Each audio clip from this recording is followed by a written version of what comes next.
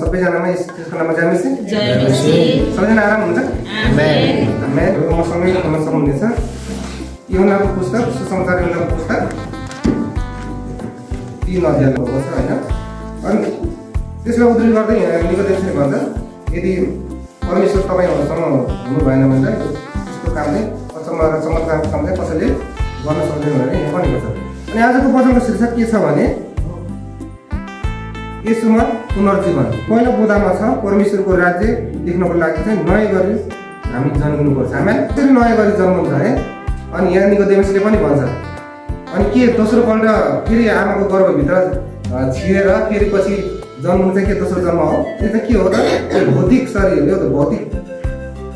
शरीरमा भएको मान्छे शरीरबाट जन्मेको शरीर हो आत्माबाट जन्मेको चाहिँ के हो आत्मा भन्छ नि शरीरबाट जन्मेको मान्छे चाहिँ त्यही शरीरको कुरा गर्छ उनी चाहिँ फेरि उसले चाहिँ शारीरिक कुरा गरेको छ तर यसले चाहिँ के भन्नुभएको छ पवित्रबाट आत्माबाट जन्मेको चाहिँ आत्मा हो तीतस 3 को 5 मा हामी त्यहाँ पाउँछौँ है अब नयाँ गरी कसरी जन्मने भन्ने कुरा चाहिँ अनि पावलले भन्दछन् पवित्र आत्माको स्नानद्वारा चाहिँ एउटा पवित्रीकरण भएर अथवा नयाँ नवीकरण भएर चाहिँ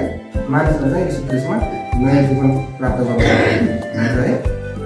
अनि हामी कसरी नयाँ जीवन प्राप्त गर्ने कसरी परमेश्वरको राज्य देख्नको लागि नयाँ गरी जन्मने भन्ने कुरा चाहिँ निकोदेमसलाई थाहा थिएन उता के गर्नु चाहिँ व्यवस्थामा आधारित है उ चाहिँ फरिसीहरू मध्येको एकजना थियो क्या फरिसीहरू चाहिँ के छ पुनरुत्थानमा पनि विश्वास गर्थ्यो तर उसलाई चाहिँ यीशु ख्रीष्टमा विश्वास गर्नुपर्छ अनि बपतिस्म लिनुपर्छ हैन भन्ने कुरा चाहिँ उसलाई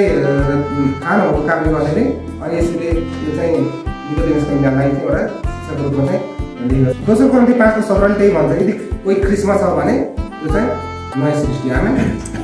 नयाँ सृष्टि भएपछि कस्तो हुनु पर्छ हाम्रो नयाँ भएको जीवन चाहिँ यीशु ख्रीष्टको कस्तो छ जीवन अब हामी त्यस्तै हुनु पर्दैन आमेन अनि हामी हरेक विश्वासीले के गर्छौँ हरेक विश्वासीले म ख्रीष्टको क्रुसमा टाँगेको छु अब उपरान्त जिउने म होइन ख्रीष्टमा ममा जिउनु हुन्छ जुन जीवन म अहिले जिउँदछु जुन जीवन म शरीरमा जिउँछु त्यो चाहिँ परमेश्वरको पुत्रमा विश्वास गरेर जिउँछु जसले मेरो निम्ति चाहिँ आफूलाई अर्पण गर्नुभयो भनेर हामी चाहिँ मुखले मठले स्वीकार गर्छौँ नि तर त्यो स्वीकार गरेकोले मात्रै पर्याप्त छैन तर हाम्रो जीवनको हाम्रो भोगाई अनि हाम्रो पुनर्जीवन भएको नयाँ जीवनले चाहिँ त्यो देखाउनु पर्छ हामी अनि हाम्रो जीवनमा चाहिँ हामी विश्वासी भएर कति मानिसहरू चाहिँ अझै हाम्रो घमण्डीपनहरू गएको छैन हाम्रो अहङ्कार गएको छैन हाम्रो अहङ्कार गएको छैन एउटाले अर्कालाई निन्दा गर्ने बानीहरू गएको छैन हाम्रो कुरा काट्ने बानीहरू गएको छैन होइन झगडा गर्ने बानीहरू गएको छैन अनि लोभ गर्ने बानी गएको छैन अनि के हो त्यो चाहिँ नयाँ जीवनले यो चाहिँ ल्याउँदैन यो चाहिँ के हो त पुरानै स्वभाव ल्याउँछ पुरानो स्वभावै छ भने त कसरी हामी नयाँ जीवनमा फेरि नयाँ भएर जिउन सक्छ त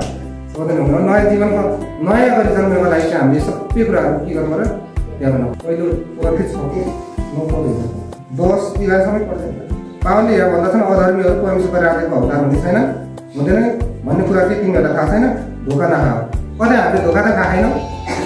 अनि हामीले अनैतिक कुराहरू गरेर होइन गरेन हुने कुराहरू गरेर परमेश्वरको नजरमा हामी मान्छेहरूको नजरमा त हामी राम्रै देखेनौँ ठिकै देखेनौँ तर परमेश्वरको नजरमा हामी कस्तो छौँ भनेर कि हामीले धोका त खाएको छैनौँ आज हामी मण्डलीमा कतिजनाहरू चाहिँ मण्डली आउँछौँ सङ्गति आउँछौँ अनि हामी चाहिँ नयाँ जीवन चाहिँ हामीले प्राप्त गर्न सकिरहेका छैनौँ अनि हामी पुरानै स्वभावमा छौँ भनेदेखि चाहिँ हामी सुरुको राज्यको लागि हामी हकदार बन्ने छैनौँ त्यो चाहिँ हामीले धोका नखाए हुन्छ हामी धोकामा नपरे हुन्छ अनि दोस्रो नम्बर बुँदामा छ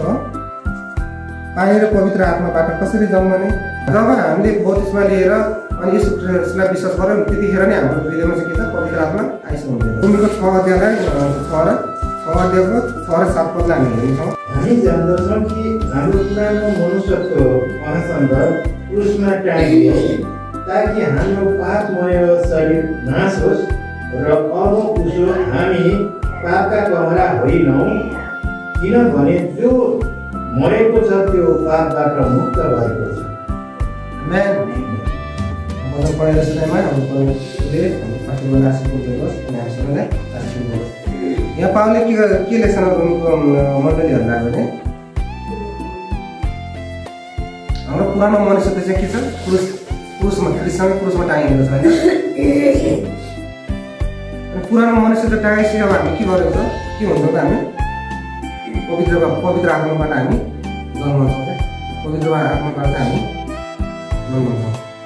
अनि यदि हाम्रो पुरानो मनुष्य